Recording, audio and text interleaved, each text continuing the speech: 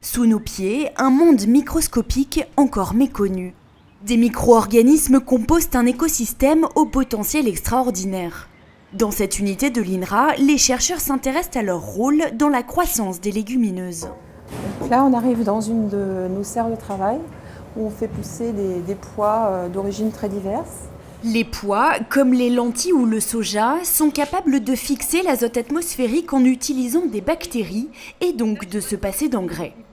Dans ces serres, les chercheurs étudient la symbiose entre des micro-organismes spécifiques, les rhizobia, ainsi que différentes variétés de pois. Donc la symbiose se fait au niveau d'organes spécifiques qui sont les nodosités. Ce sont les petites excroissances roses que vous voyez là.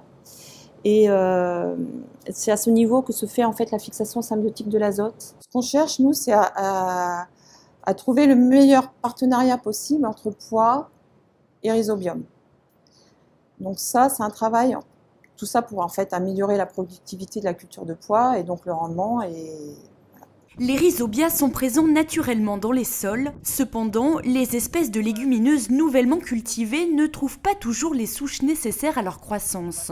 Sur le domaine de Bretonnière, ce chercheur étudie le soja.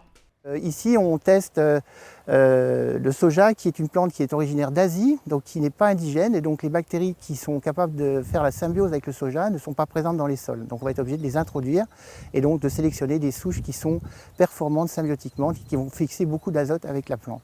Pour étudier les effets de ces expérimentations sur les racines à l'échelle microscopique, l'INRA a mis en place un outil unique, une plateforme de phénotypage haut débit.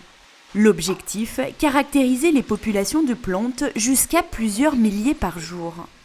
L'avantage, c'est de pouvoir étudier un grand nombre de plantes de façon simultanée. Et c'est également donc, de pouvoir réaliser des phénotypages, c'est-à-dire des prises d'images des plantes de façon autonome via les automates. Les prises d'images sont réalisées à travers ces tubes, appelés les rhizotubes. Une image type que l'on récupère avec le système d'acquisition. On voit ici donc les nodules qui sont présents sur les systèmes racinaires et qui sont donc les résultats de la symbiose.